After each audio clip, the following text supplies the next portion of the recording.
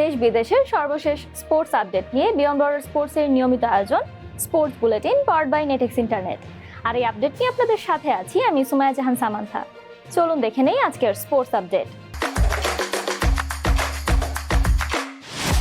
আগামী 13ই আগস্ট শুরু হতে যাওয়া অস্ট্রেলিয়ার বিপক্ষে 2 ম্যাচের টেস্ট সিরিজের জন্য প্রথম টেস্টের দল ঘোষণা করেছে বিসিবি।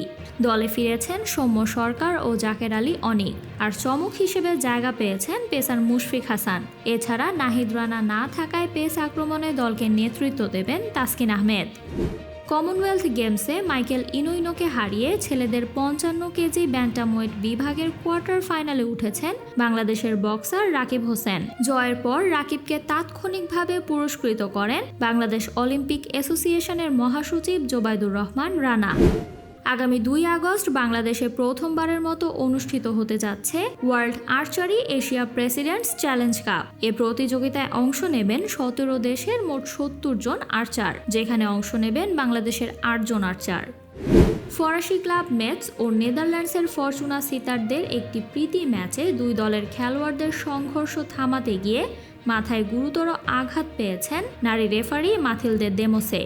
এতে মস্তিষ্কে আঘাতজনিত সমস্যায় আক্রান্ত হন তিনি।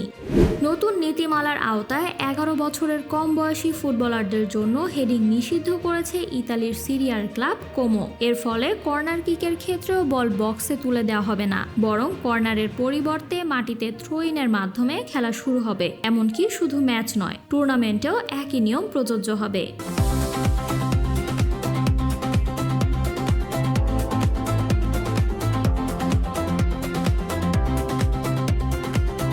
59 বছর বয়সেও ফুটবল খেলে ইতিহাস গড়েছেন জাপানের কিংবদন্তি কাজুয়োশি মিউরা। এম্পেরর্স কাপে ফুকুশিমা ইউনাইটেডের হয়ে ইউয়াকি ফুরুগাওয়ার বিপক্ষে গোল করে প্রায় 4 বছর পর প্রতিযোগিতামূলক ফুটবলে গোলের দেখা পান তিনি। এই গোলের পর 7-0 ব্যবধানে জয় পায় তার দল।